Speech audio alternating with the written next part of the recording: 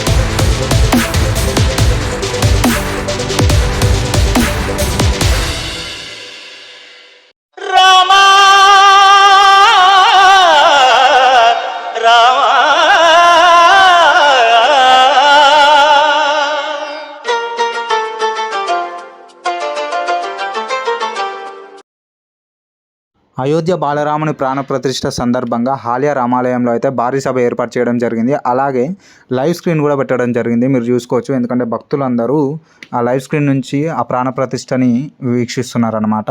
So చాలామంది భక్తులు అయితే రావడం కూడా జరిగింది. మీరు చూసుకోవచ్చు, ఇక్కడ ఒక్క హాలియాలోనే కాదు, దేశం అంతటా ఇదే పండగ వాతావరణం నెలకొంది. జనవరి 22న భక్తులతో ఈ రామాలయం కలకలలాడింది. అలాగే మీరు చూసుకుంటే ఇక్కడ అన్నదానం కార్యక్రమం కూడా జరుగుతుందన్నమాట. అంతరంగమున ఆత్మారాముడు. ముందుగా మనమైతే గుడిలోకి వెళ్ళి రాముని అయితే దర్శించుకుందాం. శ్రీరామ రామ రామేతి శ్రీరామ రామ రామేతి రమే రామే మనోరమే రమే రామే మనోరమే సహస్రనామ తత్తుల్యం సహస్రనామ తత్తుల్యం రామనామ. అయోధ్య రామ మందిరానికి కానీ బాలరాముని ప్రాణప్రతిష్ఠకు కానీ ఎందుకు దేశమంతటా ఇంత సంతోషం వెదజల్లుతుంది, అండ్ అలాగే ఎందుకు అందరం ఇంత ఆనందిస్తున్నాం, ఒక పండగలో ఎందుకు జరుపుకుంటున్నాం? ఎందుకంటే ఒకటి కాదు, రెండు కాదు, ఏకంగా 500 సంవత్సరాలు ఎదురు చూసిన కళ నెరవేరిన రోజు ఇది. అవును, 500 సంవత్సరాల పాటు అయోధ్య రామ మందిరం కోసం ఎన్నో పోరాటాలు, ఎన్నో బలిదానాలు జరిగాయి. ఇక్కడ చూసుకున్నట్టయితే చిన్నపిల్లలతో వేషాలు కూడా వేయించడం జరిగింది. అండ్ వీళ్ళంతా లక్ష హై స్కూల్కి సంబంధించిన వాళ్ళు అనమాట.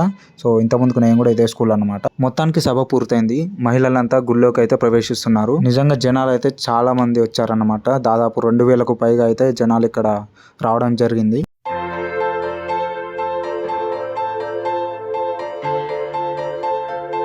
ఈ సందర్భంగా అయితే లక్ష హై స్కూల్ తరపు నుంచి ఒక మంచి పర్ఫార్మెన్స్ అయితే ఉంది.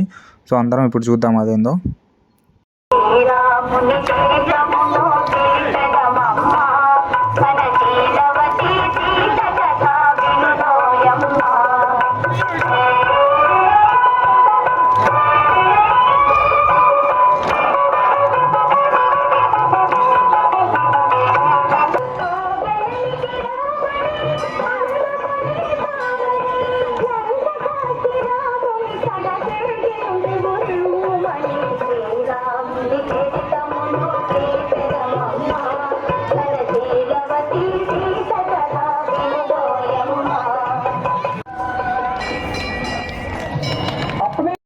యా చాలా బాగా అయితే పర్ఫామ్ చేశారు. అండ్ నాకే కాదు, ఇక్కడ ఉన్న వాళ్ళందరికీ ఈ పర్ఫార్మెన్స్ అయితే నచ్చింది.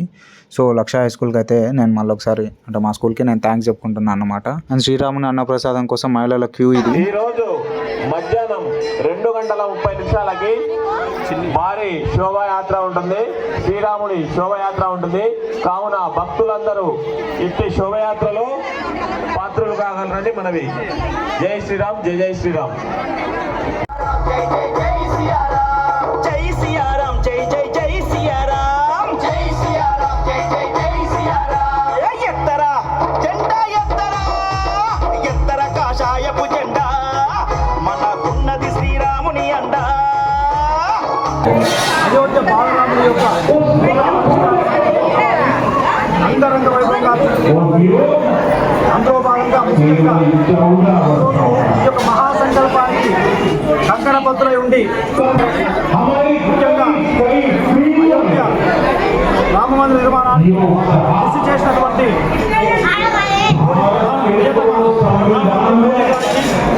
అలాగే ముఖ్యమంత్రి గారైనటువంటి లక్షాస్కూరి యాజమాన్యం ద్వారా రామ లక్ష్మణ లవకుశులు క్షేత్రపాల హనుమంతుని కూడా వేషధారం ద్వారా ఈ తరపున అయోధ్య తీర్థ క్షేత్ర ట్రస్ట్ వారి తరపున ప్రత్యేక ధన్యవాదాలు తెలియజేస్తున్నాం. జై శ్రీరామ్, జై శ్రీరామ్, జై శ్రీరామ్. రాముడు ధర్మానికి ప్రతీక. అటువంటి ధర్మబద్ధంగా మనం న్యాయ పోరాటంలో మనం సరి అయినటువంటి సాక్ష్యాలని చూపించి మరి న్యాయస్థానాల్లో సుప్రీంకోర్టులో అత్యున్నత న్యాయస్థానంలో జై శ్రీరామ్.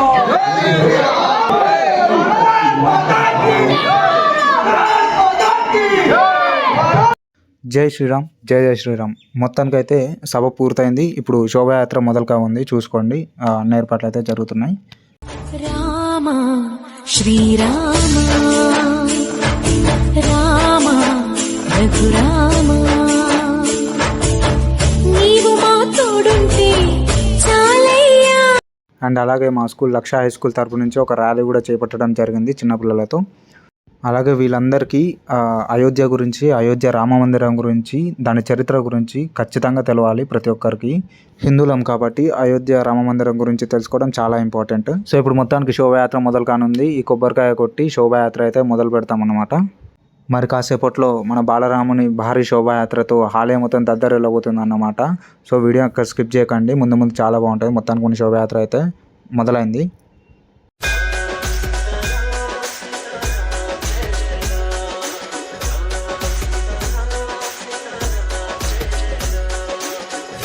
అయోధ్యలో రామమందిరం నిర్మించడం కోసం ఎంతోమంది హిందువులు అయితే వాళ్ళ ప్రాణాలను అయితే అర్పించడం జరిగింది. అసలు ముస్లింలకి హిందువులకి ఎందుకు గొడవైంది? ఎందుకంటే 1528వ సంవత్సరంలో బాబర్ అయోధ్యలో ఉన్న రామమందిరాలన్నిటిని కూల్చేయడం జరిగింది. అండ్ కూల్చేసిన రామమందిరం ప్లేస్లో ఒక మసీద్ కట్టడం జరిగింది. ఆ మసీద్ పేరు వచ్చేసి అయితే బాబ్రీద్ మసీద్ అనమాట.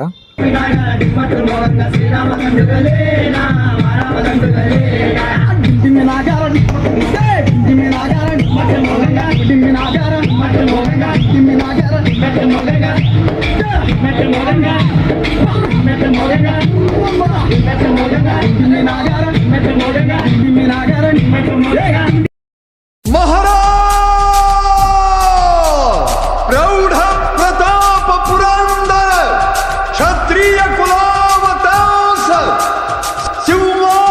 सिंहासनाधीश्वर महाराजाधिराज राजा शिव छत्रपति की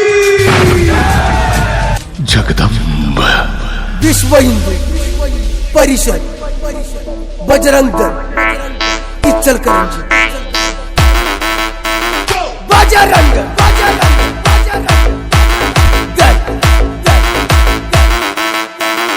जय श्री राम.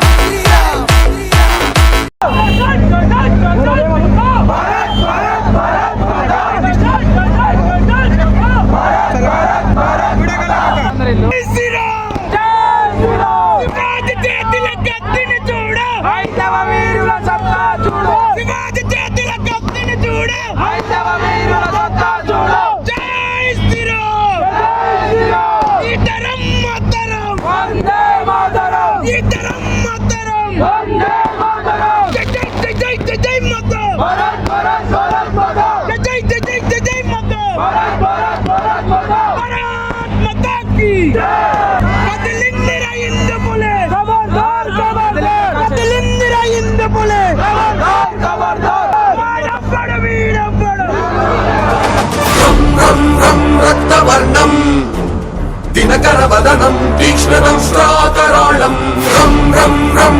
రమ్యతేజం గిరిచలనకరం కీర్తి పంచాదిభద్రం రం రం రం రాజయోగం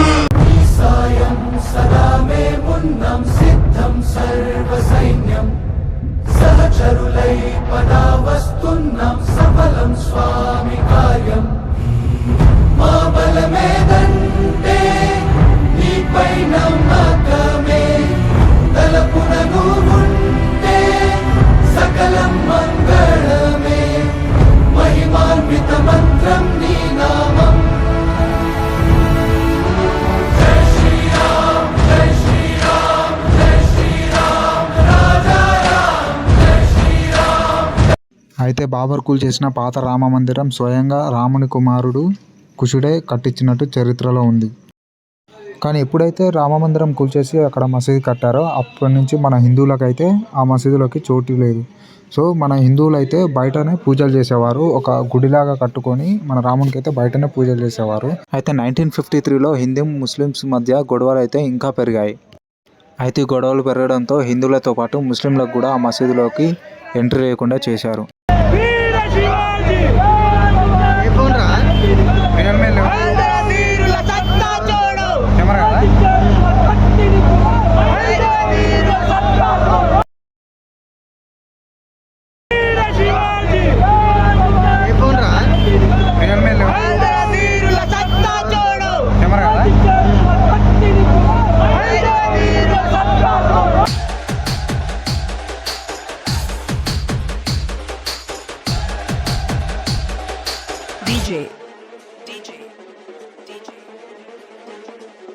Rakesh Rockstar.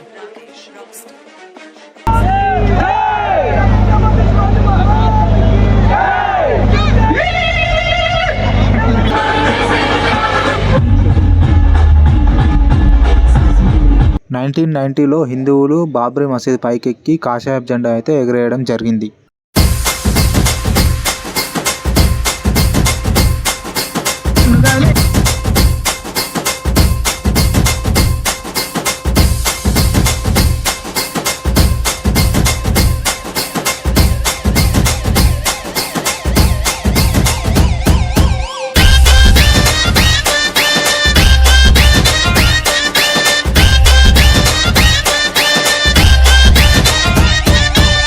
अगर छुआ मंदिर तो तुझे दिखा देंगे हम तुझको तेरी औकात बता देंगे जय सिया राम रघुपति राधा राजा राम जय सिया राम रघुपति राधा राजा राम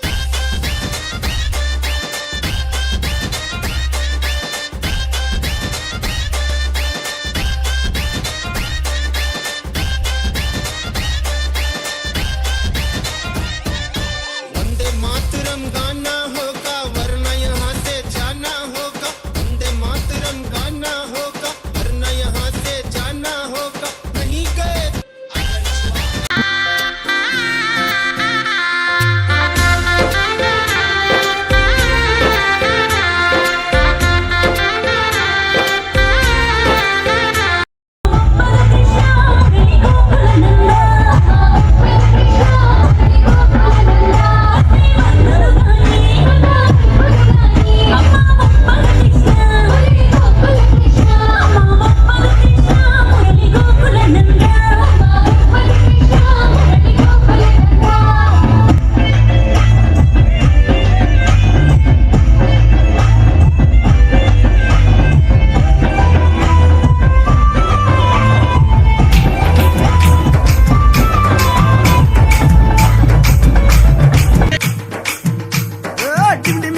డిమ్మట్టు మోగంగా శ్రీరామ దండుగలేనా మారామ దండుగలేనా డిమ్మట్టు మోగంగా శ్రీరామ దండుగలేనా మారామ దండుగలేనా డిమ్మి నాగార డిమ్మట్టు మోగంగా శ్రీరామ దండుగలేనా మారామ దండుగలేనా డిమ్మట్టు మోగంగా శ్రీరామ దండుగలేనా మారామ దండుగలేనా డిమ్మి నాగార డిమ్మట్టు మోగంగా డిమ్మి నాగార డిమ్మట్టు మోగంగా డిమ్మి నాగార డిమ్మట్టు మోగంగా డిమ్మి నాగార డిమ్మట్టు మోగంగా డిమ్మి నాగార డిమ్మట్టు మోగంగా శ్రీరామ దండుగలేనా మారామ దండుగలేనా డిమ్మి నాగార డిమ్మట్టు మోగంగా శ్రీరామ దండుగలేనా మారామ దండుగలేనా పత్తల పల్లాకి కిత్తు చిచ్చులల్లాడక రాముడు బయలునాడా లక్ష్మణ బయలునాడా డిండిమి నాగర డిమ్మట్లు మోగంగా శ్రీరామదండుగలేనా రామదండుగలేనా పత్తల పల్లాకి చిచ్చులల్లాడంగా పత్తల పల్లాకి చిచ్చులల్లాడంగా పత్తల పల్లాకి చిచ్చులల్లాడంగా పత్తల పల్లాకి చిచ్చులల్లాడంగా పత్తల పల్లాకి చిచ్చులల్లాడంగా రాముడు బయలునాడా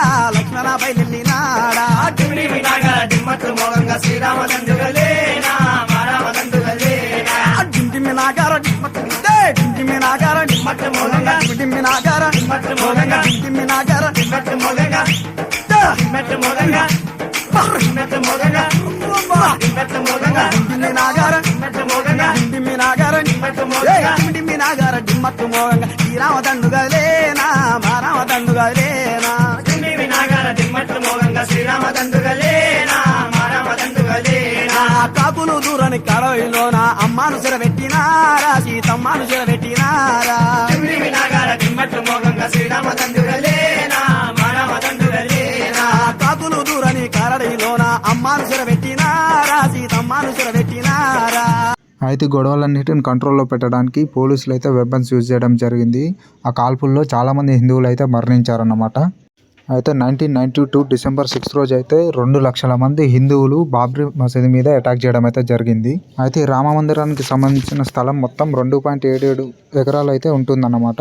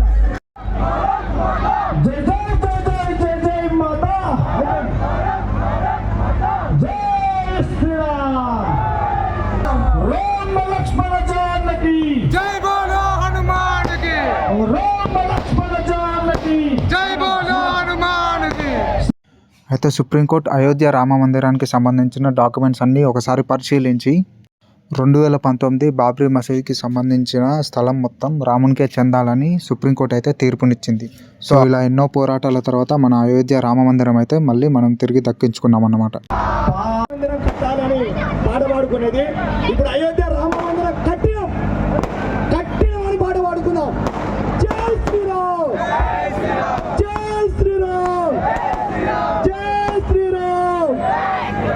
1528 సంవత్సరంలో రామాలయం కూల్చేస్తే 2019లో అదే రామాలయాన్ని తిరిగి ప్రారంభించడం జరిగింది. మొత్తం 492 సంవత్సరాల తర్వాత మన అయోధ్య రామ మందిరాన్ని మనం దక్కించుకున్నాం. పుడితే పుట్టాలి హిందువుగా, పుడితే పుట్టాలి హిందువుగా, మన భారతదేశపు పౌరుడిగా, భారతదేశపు పౌరుడిగా, కరసేవకుడై కదలాలి, కరసేవకుడై కదలాలి, శ్రీరాముని గుడినే కట్టాలి. సో ఇది రామ మందిరానికి చెందిన చరిత్ర. వీడియో నచ్చితే like, share and subscribe friends. Thank you.